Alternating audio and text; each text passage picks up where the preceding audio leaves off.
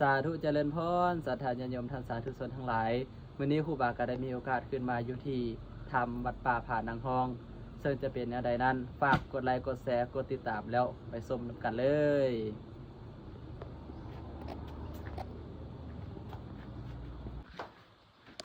อันนี้ก็ภายในธรรมเนาะถ้าผู้ใดบ่ฮู้ก็เข้ามาก็สิเห็นงูเนาะนี่แล้วก็เฮ็ดงูไว้นี่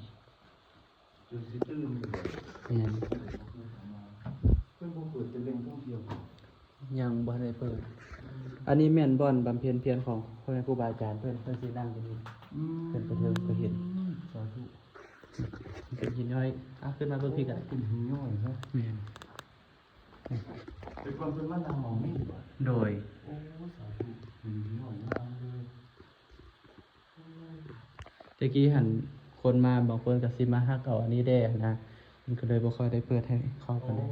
เขาฮักไปเองเนี่ยก็บ่ฮู้คือกันบางคนก็ฮักไปเองเป็นจังซั่นเนาะอยากได้ว่ามันงามมันหยัง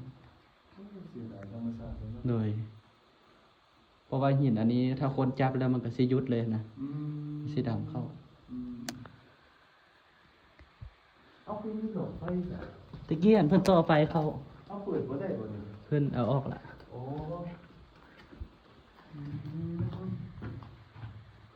เป็นสถานที่นี้เห็นบ่นี้แม่นบ่อนเพียนๆเลยคั่นน่ะบ่อนเพิ่นมัดโกดไว้นี่ก็นั่งอยู่น้องหมองมัดกดโดย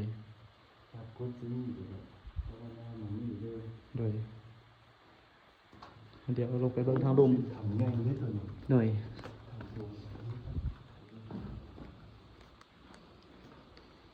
เพิ่นก็สิบูรณะเพิ่นก็เฮ็ดคันไดลงได้แล้วว่าเท่าไหร่ตะกี้หันสิเป็นคันไดไม้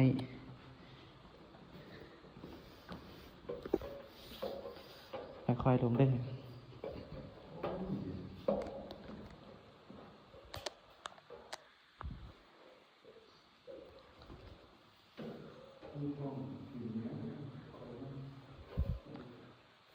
วันนี้ก็สิเป็นห้องโถงนึงอีกข้างในเป็นห้องโถงใหญ่เลยอยู่วันนี้เป็นห้องโถงใหญ่โดย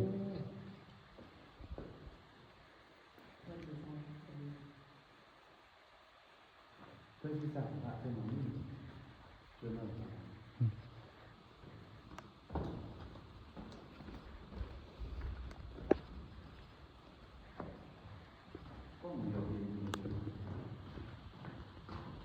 ต้องเยิ้งไปตามแสงไฟจังเห็นดิบางคนเข้ามาเพิ่นก็เขียนขีดแต้มใส่จักไอเลือกยกไอเลือกยูหั่นนะเพิ่นก็เลยบ่ได้เปิดให้เขาแม่นอยู่ดอกบ่มีฮอดคำซอกคำสีคำสิ่งหยังแม่นอยู่ดอกเป็นแต่ที่ประตูก็อยู่มันเป็นระบบนิเวศเสียทั้งชาติขนาดทำนี่เพิ่นนี่เขาไปยังกล้าพักของเขามากนะแม่นตะกี้เขาเข้ามาเห็น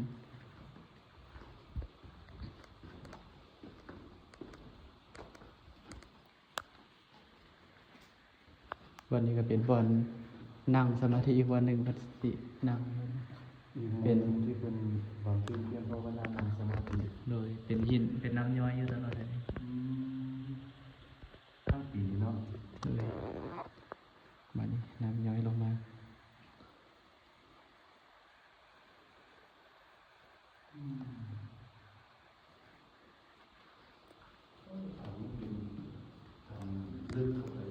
โดยอันนี้ก็จะมีพระพุทธรูปเอามาขึ้นมาไว้นี่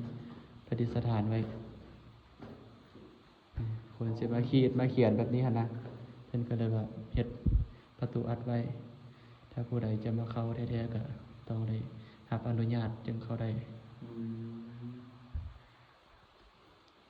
อันนี้ก็ได้สิได้รอดไปนำก่อนน่ะเป็นหูนี่บ่เนาะคือว่าสุดพ่อนี่บ่แม่นบ่เข้าที่เนาะแม่นบ่อันนี้จะเป็นหูเข้าไปตัวนี้ต้องได้รอดเข้าหูน้อยนี่เป็นนั่นจะบ่ๆหน่อยเข้าง่ายอยู่คั่นเนาะคนผู้ใหญ่เอาได้ยุบเลยได้ยุบผิดทางเลยวันนี้ตัวหนูตัวยังมากัดเรือตัวปลาอยู่ในถ้ำเลยโดยมาอาศัยผิดทางบ่เจ้าหน่อยพี่เจ้าหน่อย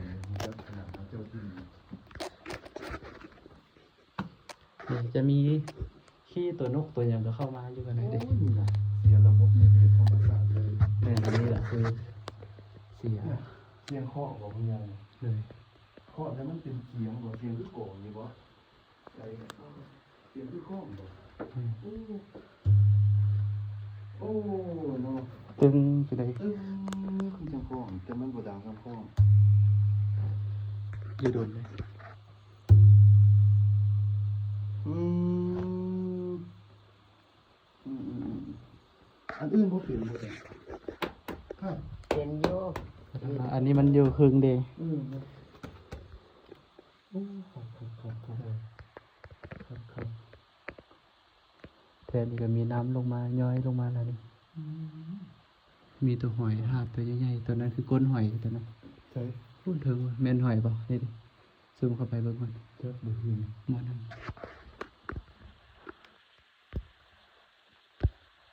คือหอยเนี่ยมันจะเป็นหินไปเข้าไป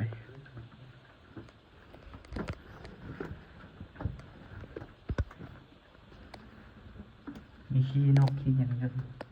ขี้เตียนเลย ที่บ่ต้องเสียเลย แล้วก็จะมี ระวังนิด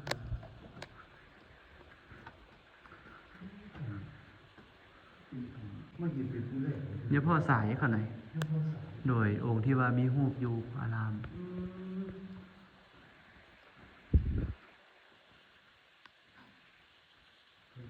อันนี้ก็เป็นห้องโถงอีกวันหนึ่งอีก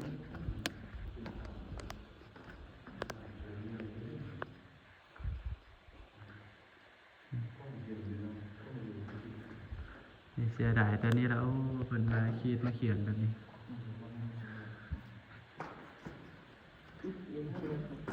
อันนั้นเคยเสียระบบวิเวศ เนี่ยเสียแล้วมีเวท อันนี้มีก้อนหิน ที่จะห้อยผีห้อยเสียสมพ่อเป็นหมอคนเขามา อันนี้ก็น่าจะแม่นทางลงแมันบ่เป็นเหตุลงได้แม่นเลิกลง อ้าว เป็นเหตุก้อนหินลงไปเอา200อยู่บ่ หอดมันต้องมีในไทยเรื่องเขาเลยจังว่า แม่นบ่ เขาเคยลง อ๋อ เคยลุ่มแต่ว่าคนในวันเคยลุ่มอยู่บ่ บอกเคยเป็นคน เลิกปวดเนาะใช่ว่าเลิกช่ำไหน เพิ่นว่าลงวันนี้ละ5 เมตรแล้วลงไปอีก200 เมตรความลึกอันนี้จะเปลี่ยนแบบน้ำตกตาดเลยยามมีน้ำเท่ากับมีน้ำล้นลงมานี่ โอ้งามเนาะงามงามงาม กระเทามันลงทางลุ่มหันแห่งน้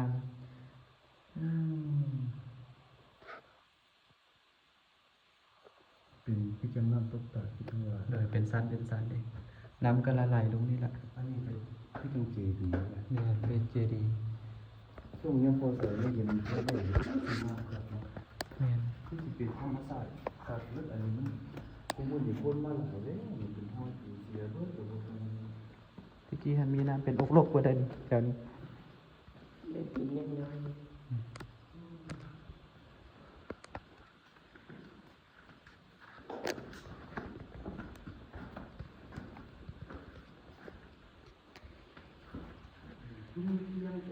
เพิ่นเอาเทียนเข้ามาตั้งเด้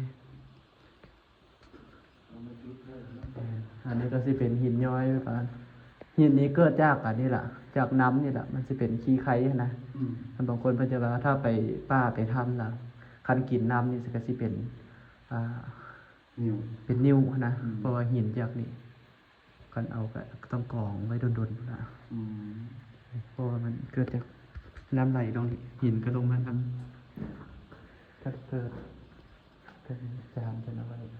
ต้องเป็นอาจารย์ เป็นขันบูชาขันเป็นที่เป็นความเสื่อของเท่านี้เป็นมาบูชามาตอนนี้ก็เป็นหินที่ว่ามายุกมาเงียบนี่เป็นเรือมันอยู่เลย โอ้ยเนี่ยสวยสมบูรณ์งามมาก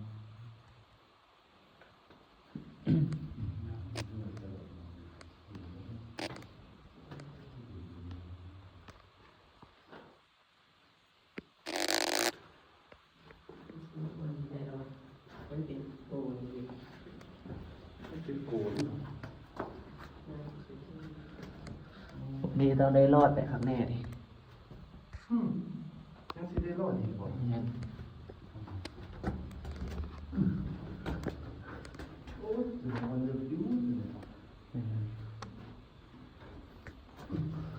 นี้ต้องได้ปีนเข้า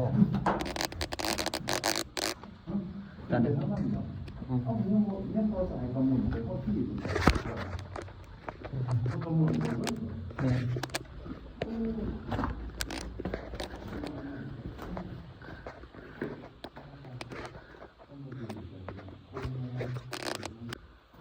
โอ้ต้องรอดไปนี่บ่ แม่น ไปจังไดบาดนี่ผู้ค้า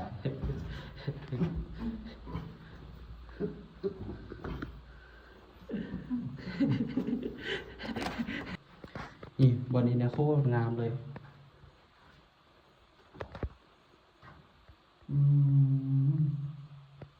มันเป็นลืมๆไปแบบนี้ทางนี้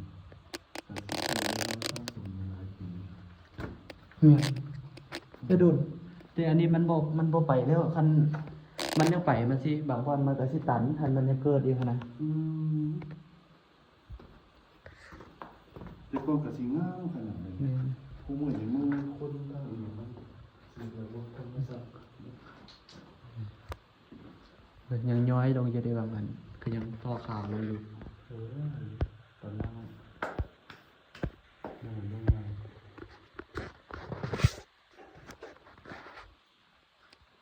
นี่ก็จะเป็นอ่างน้ำอยู่มีน้ำอยู่วันนี้เนาะนี่กรองกินได้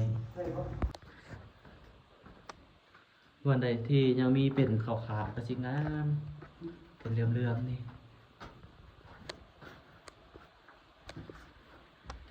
มันจะแถวนี้คือได้แถวนี้ เธอมีเป็นยัง เป็น อันนี้ก็สิเป็นหินคือเขียว โอ้เป็นกุ้งไปโอ้ ลูก ภาวนาหมองนี่เลยผมนะ ๆอันนี้ก็คือเป็น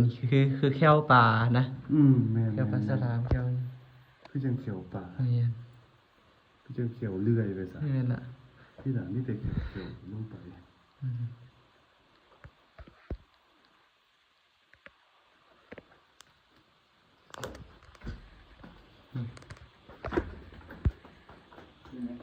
นี่ เหลื่อมยิ้มยิ้มเลยนะ นี่จะบ่ต้องจับ ตัวตัวนี้ อันนี้คือตัวตัว คือสี เกี้ยงกืออันสีขาวเกี้ยงกือถ้ กิ้งกือทำวะเนี่ย ำแม่นสีขาว เห็นอยู่ว่ากล้องเห็นวะเนี่ยกิ้งกือสีขาว ว่าไหนนะ นี่เด็กมันก็ต่างกันนะที่ตัวกิ้งกือตัวไปโอ้ต่างกันอยู่ไหน แม่นมันจะมีขายาวขาเนี่ยเลย หัวมันกับพวกคือกัน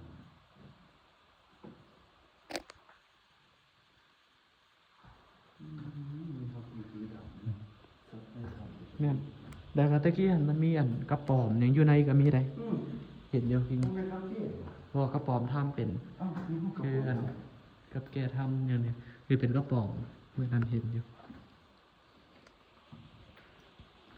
เจ้านี่ก็จะมีเป็นที่ว่ามายุบมาเย็บขาวๆงามได้ อ๋องามเลย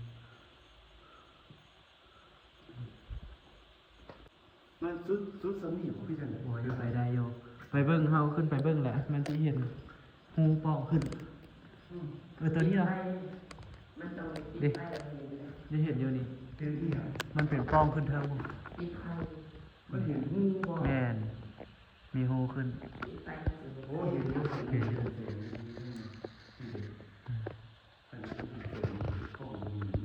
เห็น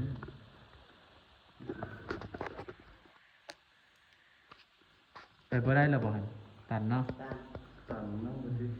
โอ้จวนเลยคือเป็นหูจักลูกฝันน่ะ เข้ามานะ เดี๋ยวคือมีแต่หวยทากแท้ แม่นวัดนี้หอยทากหลายอยู่นอกก็หลาย แม่นคือมีแต่เปลือกหวยแท้เคยฟังที่อาจารย์ทรงพบอยู่ที่ว่าถ้าเปลือกหวยกองถึงพูนเนี่ย มันได้มีจ้า โอ้พูดหลังมีแต่เปลือกหวย อืม เนี่ย มันเข้ามาตายอยู่ใน คือคนมากินบ่ บ่ แม่นเบิดบ่นี่เปลือกอะไร แม่นมันขาว มีแต่เปลือกหอยเนี่ย ๆมันเข้ามามันตัดแล้วมันก็บ่มีทางไปก็ได้อยู่นี่ ได้ตายนั่นหรอ แม่น สิ้นสุดแห่งการเดินทาง เดินทางนี่คือสิขึ้นได้ พูดอ่ะ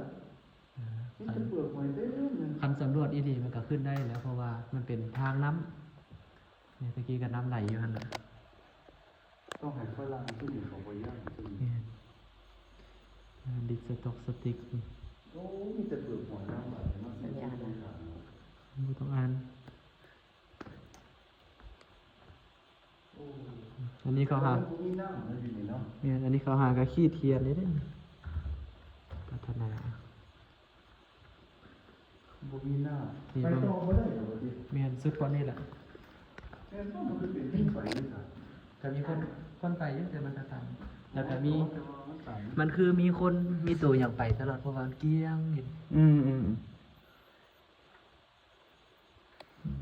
ยืนห้อยตีนมันก็แห้งนะ อืมนี่วันนี้สิมีน้ำลงตลอดมันก็ขาวๆพอดีค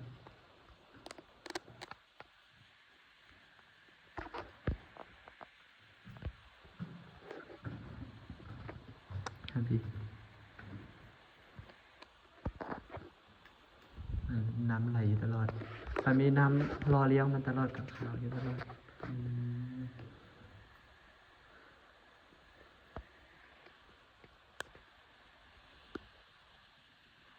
งามมากสวยงามมากบางคนบอกมารบกวนอยู่โอ้ยมีสิครับต้องเขาพากันมาอยู่ในฐานแล้วมาเขียนฉันรักเธอไอเลิฟยูนู่นนี่นั่นผู้นั่นมากผู้นี่มากผู้นั่นเขียนจ้าตั้งอย่างนี้ก็เสียระบบนิเวศเสียระบบธรรมชาติเบิดดังนั้นธรรมชาติมันก็เลยสิสูญสิ้นไปคันต่างคนต่างพอพากันรักษาดังนั้นจึงขอฝากไปยังออกตนญาติโยมที่ได้เห็นคลิปนี้ให้พากันรักษาธรรมชาติเกิดพร้อมทางพื้นป่าการรักษาธรรมชาติไว้ให้ดีกระเช่นเดียวกันว่ากับการรักษาชีวิตของตนเพราะว่าธรรมชาติต่างๆที่เป็นธรรมชาติที่ร่มรื่นอุดมสมบูรณ์เมื่อชีวิตเราได้เห็นเราก็สิมีความสุขจิตสุขใจแต่ขั้นธรรมชาติมันบ่ดีเมื่อเอามาชมมันก็มีชีวิตที่บ่ดีก็คือเศร้าหมองไปฮอดจิตฮอดใจ เพราะว่ามันเสียระบบนิเวศเสียระบบธรรมชาติฝากออกตนญาติโยมให้คิดพิจารณาขันอยากไปเที่ยวไปชมในสถานที่ต่างๆก็ขอเรียนเชิญเจริญพรได้แต่ว่าให้ภาคกันอนุรักษ์รักษาขอฝากไว้ขอเจริญพร